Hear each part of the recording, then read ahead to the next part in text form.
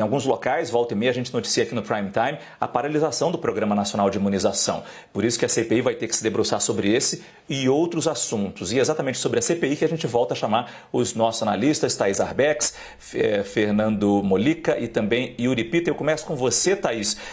A CPI foi marcada, então, a instalação deve ocorrer, então, na próxima terça-feira, 10 horas da manhã. É uma vitória do governo que tenta tirar Renan Calheiros da relatoria? Como é que você viu esse movimento? Márcio, o que a gente tem sentido aqui em Brasília? Que há, sim, uma tentativa do governo, da base do governo, de adiar a instalação dessa CPI. Claro, ao governo não interessa que essa CPI comece a funcionar e tem também essa artilharia contra o senador Renan Calheiros, que tende a ficar com a relatoria. Mas o que a gente enxerga também? A gente enxerga que esse movimento que mira Renan, muito dificilmente ele vai render frutos, porque Renan tem o apoio hoje da maioria dos integrantes da CPI para ser o relator. Então, a ideia do senador, o que ele tem dito ali nos bastidores a seus aliados, é que ele fique quieto até a semana que vem e já na terça-feira, com a instalação, já haja definitivamente a escolha dele como relator e no dia seguinte ele dê início aos trabalhos. Márcio. A gente ouviu um trechinho da entrevista que Omar Aziz deu hoje ao Novo Dia, ao CNN Novo Dia. E ele é um dos nomes mais fortes para ocupar a presidência dessa comissão parlamentar de inquérito. A gente destacou um outro trecho dessa entrevista, quando ele fala que a ideia da comissão não é se vingar, mas fazer justiça para as vítimas da Covid-19. Essa CPI não é para se vingar de ninguém, é para que a gente faça justiça. Há mais de 380 mil mortes que já tem no Brasil. Então não é uma CPI de vingança. Vamos saber o que nós erramos, para que não tenha mais óbitos no Brasil. Vamos saber o que nós todos deixamos de fazer, para que a gente possa tentar evitar o maior número de óbitos. Não é justo e não tem lógica o Brasil, que representa 2,5% da população mundial, ter mais de 26% do número de óbitos no mundo. Ninguém consegue entender isso.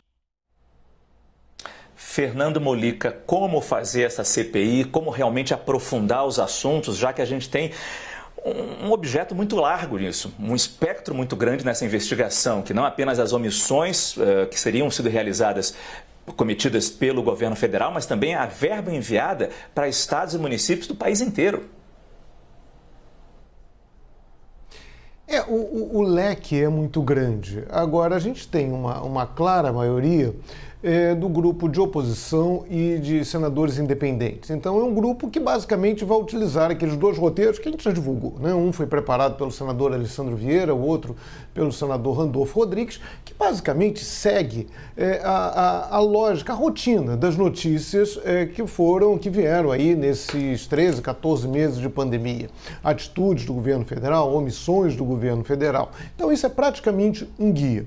O grupo de oposição o grupo ligado ao Palácio do Planalto, formado por 4 senadores, vai tentar insistir nessa questão das verbas, na malversação de verbas, supostos desvios de verbas enviados pelo governo federal para estados e municípios. Mas hoje eu conversei com integrantes ali da oposição, desse grupo independente, eles frisaram, é preciso que haja alguma conexão entre essas verbas e o combate à pandemia e o não combate à pandemia, ao agravamento da situação. Não basta simplesmente ficar pescando, no geral, lançar uma rede e buscar encontrar irregularidades. É preciso apresentar fatos concretos. Até porque qualquer investigação, qualquer depoimento a ser feito na CPI tem que ser aprovado pela maioria de seus integrantes. E a maioria não está com o governo. Claro, não dá para sentar em cima, não dá para que se impeçam, sejam impedidas investigações sobre governos e prefeituras. Mas isso vai ter que estar muito bem justificado, porque a maioria, repito, é formada pela oposição, pelos independentes, que tem como principal foco o governo federal. Márcio. E deixando claro que, a gente torce muito que a CPI realmente consiga investigar a omissão do governo federal e o que foi feito com as verbas. O presidente Bolsonaro vive dizendo que certos governadores e alguns prefeitos gastaram bilhões, usaram mal os bilhões que foram enviados. A gente adoraria a gente ter essa informação, a gente adoraria ter a prova que o presidente tem disso e tomara que a CPI consiga realmente levantar isso. Agora, quem também falou sobre a CPI foi o líder do governo na Câmara dos Deputados, o deputado Ricardo Barros. Ele disse que a omissão no Brasil não é questionada por órgãos de controle. Vamos ouvir isso. O que a gente vê hoje? A gente vê que o servidor público que se arriscou, comprou um respirador caro, porque num determinado momento o mundo inteiro queria respiradores e não tinha. O preço subiu, naturalmente, lei da oferta e da procura. Aí o que foi lá e comprou o respirador e trouxe para salvar vidas, está processado, polícia na porta, sendo acusado. Aquele que cruzou o braço e deixou as pessoas morrerem por falta de respirador, esse não é processado. A omissão no Brasil não é questionada pelos órgãos de controle. Então, é isso que nós precisamos entender, o que o Brasil quer das pessoas. O Brasil quer a inércia, a omissão ou quer a ação e a resolução de problemas? Se nós queremos ação e resolução de problemas, os órgãos de controle precisam ser mais razoáveis quando analisam a situação e o momento em que cada decisão foi tomada. É isso. Eu acho que respondendo, Yuri Pita, ao deputado Ricardo Barros, a gente quer autoridades que ajam no tempo certo, no momento certo, da maneira certa, né?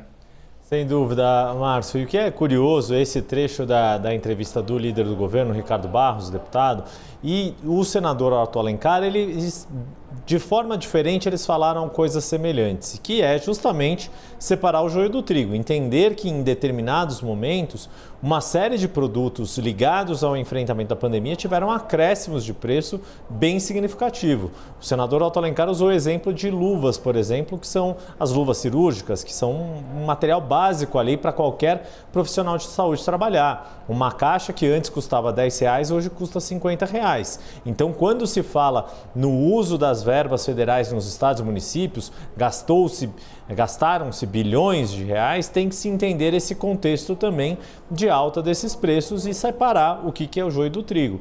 Então, é fato que a CPI também vai poder se debruçar no que foi feito em alguns estados, em algumas prefeituras eventualmente, mas com esse olhar, pelo menos foi o que nos disse o senador Otto Alencar. E o que acho que vale a gente destacar também, Márcio, em relação a esse ambiente, a Thais Arbex falou que dificilmente vai prosperar essa ofensiva contra o senador Renan Calheiros, porque de fato também há uma coesão desse grupo que antes se estava se chamando ali de G6 e que praticamente Omar Aziz, que é o nome cotado para ser o presidente, está muito mais próximo desse grupo, formando de fato um G7, ante os outros 4 senadores governistas, do que qualquer tipo de possibilidade de ferir, de quebrar a coesão desse grupo da oposição com os independentes.